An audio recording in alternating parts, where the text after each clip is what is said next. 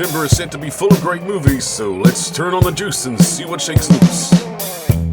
Beetlejuice. No. 36 years after the original, the ghost with the most is back. After a family tragedy, 3 generations of the Deeth family return home to Winter River. Still haunted by Beetlejuice, Lydia's life is turned upside down when her daughter Astrid accidentally opens the portal to the afterlife. The 73-year-old Michael Keaton is back in the titular role with Tim Burton at the helm, making this the 20th feature film he has directed. This is the second sequel the pair have worked on together since Batman Returns back in 1992. Winona Ryder and Catherine O'Hara return as Lydia and Delia Dietz, and Jenna Ortega joins the cast as Astrid, the daughter of Lydia. The cast is rounded out with stars like Justin Theroux, Monica Bellucci, Willem Dafoe, and Danny DeVito. And don't forget Bob and the Sandworm. Like many other people, this is a callback to a special movie from my childhood.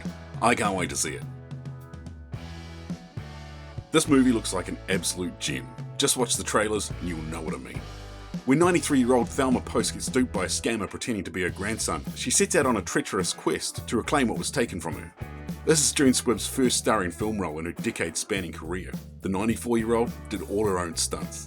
She's joined by Richard Roundtree, who played Shaft in the 70s. This was sadly his final film before he passed away. The rest of the cast are Fred Heckinger, Clark Gregg and Parker Posey, written and directed by Josh Margolin, who was inspired by his grandma named Thelma, who was almost duped by scammers. People are saying this is a delightful, feel-good film, which seems like a great movie to view with the whole family. Don't miss this one. A family is invited to spend a weekend in an idyllic country house, unaware that their dream vacation will soon become a psychological nightmare. Speak No Evil brings James McAvoy, Mackenzie Davis and Scoot McNairy together for this drama horror thriller, a remake of the 2022 Danish film of the same name. Director James Watkins is known in the horror genre for writing and directing Eden Lake 2008 and The Woman in Black in 2012. There looks like a lot of awkward, cringy moments, the kind of situations that happen where people are too polite to say anything, but this film takes it to the extremes. Demi Moore is back and apparently in great form. This vibrant yet horrifying looking movie got an 11-minute standing ovation at the Cannes Film Festival. A fading celebrity, played by Moore, decides to use a black market drug, a cell-replicating substance that temporarily creates a younger, better version of herself. Also starring Margaret Qualley and Dennis Quaid. This graphic body horror from director Coralie Faja is one not to be missed. I just watched her debut feature film Revenge and loved it. Her use of bright colours is mesmerising, and she rivals Tarantino in her use of blood and gore. Make sure your pacemakers are working before you see this one. Infamous director Francis Ford Coppola, who brought us the Godfather movies and Apocalypse Now, is back with Megalopolis. He financed the entire $120 million film out of his own pocket.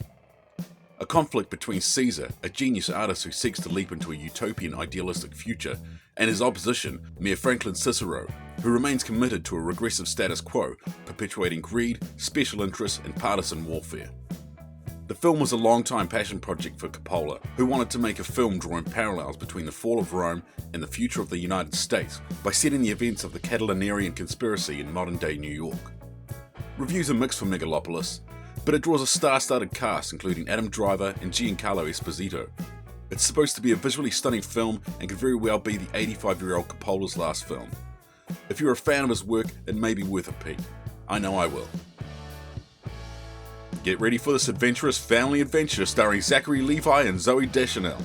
From the director who brought us the Rio and Ice Age movies, Carlos Saldana is back with Harold and the Purple Crayon. Inside of his book, adventurous Harold can make anything come to life simply by drawing it.